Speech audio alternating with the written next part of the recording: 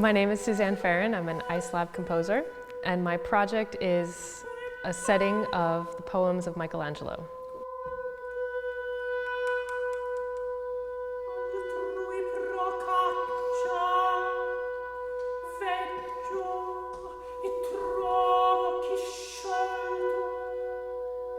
I was wandering around Strand bookstore several years ago, and I came across in the poetry section a book of poems by Michelangelo, and I thought, wow, I didn't realize he was a poet, which is often the response I get from people when I tell them what I'm working on. And I put the book on the shelf, and then one day started reading through it, and I noticed that there were some poems that really spoke to me at a level very similar to his sculpture. The ones that I like were all inspired by one man, Tommaso di Cavalieri.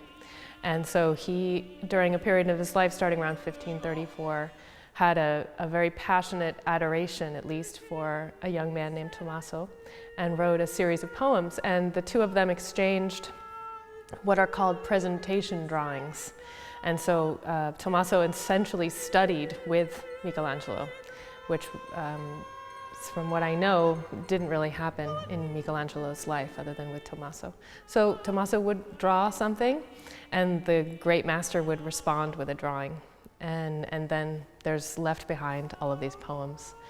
And they're very visceral, and they, much like his work, through the lens of one action, he seems to talk about everything. So I found it very inspiring. James, for you to look at Anthony, because he has this little tiny glissandi. Yeah. Yeah, and it would be great to spend a little extra moment on that, so that your glissandi is sort of perceptible, and then the flutter tongue comes in, kind of out of him. Okay. It took some time to get over the fact that I was setting the words of a great artist, kind of one of the gods in human history, and it took me some time to feel okay giving my voice to his words. But I am doing that. I'm giving really my language to this text.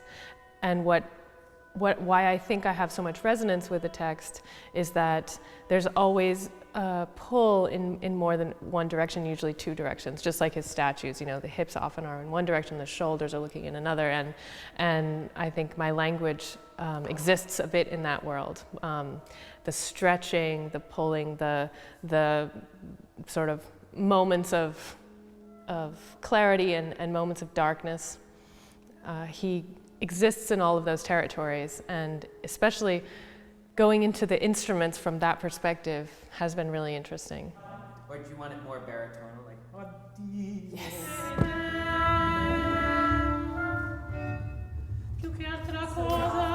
Yeah, I'm confused, sorry. Let's go back. That was great. At times we are in a kind of a very Baroque opera setting where the text is the master and people are in support of the text, and hopefully it travels in interesting places, but we hear the word and we try to understand what's being said. And then there are other territories. There's territories where the text is omnipresent but not always heard, and not always on the surface, and certainly not always sung.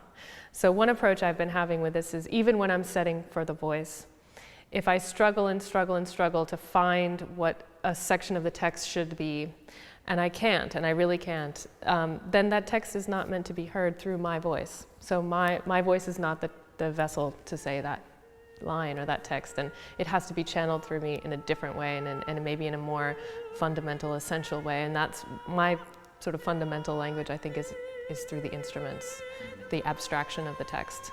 So the text kind of goes underground, but we still feel it.